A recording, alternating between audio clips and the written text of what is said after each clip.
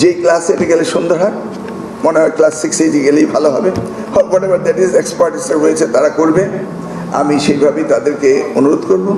At the same time আমরা আমাদের দেশে টিবেট টেকনিক্যাল অ্যান্ড ভোকেশনাল এডুকেশনের সবচেয়ে বেশি প্রায়োরিটি দিচ্ছি। এটা প্রধানমন্ত্রীর এইম, উনি টিবেটকে প্রায়োরিটি দেবেনই। তার কারণ এই জনসংখ্যাকে শুধু হায়ার এডুকেশন গেলেই হবে না, নাকি শুধু হায়ার এডুকেশন অনার্স সেটা তো হবে না। সেই জন্য তিনি চিন্তা করছেন যে টিবেটকে দিবেন। এই যে ওনার চিন্তা, যেটা আপনি বললেন যে আমি পিএইচডি করছি লেটলি, দেখুন চিন্তাটা কোথায় থেকে আসছে।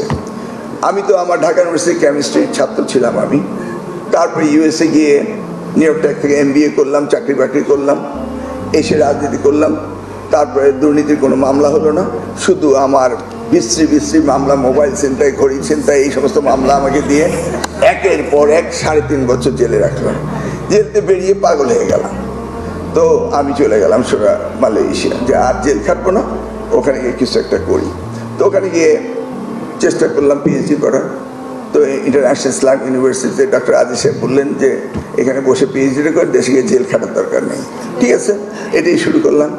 তো আমি যখন আমার 30% ওয়ার্ক হয়ে গেল, আমার প্রপোজাল অ্যাকসেপ্ট হয়ে গেল, কোয়ালিফাইড হয়ে গেলাম, তো আমি ওনার কাছে লন্ডনে গেলাম 2015 জুন 2 রাত্রেবেলা গিয়ে আমি আমার কন্যা স্ত্রীকে নিয়ে ওনার সাথে গল্প করছি। আমার স্ত্রীও পলিটিশিয়ান।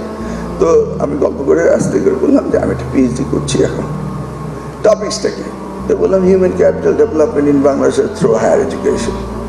উনি বললেন যে ভেবেছিলাম যদি কখনো দায়িত্ব পাই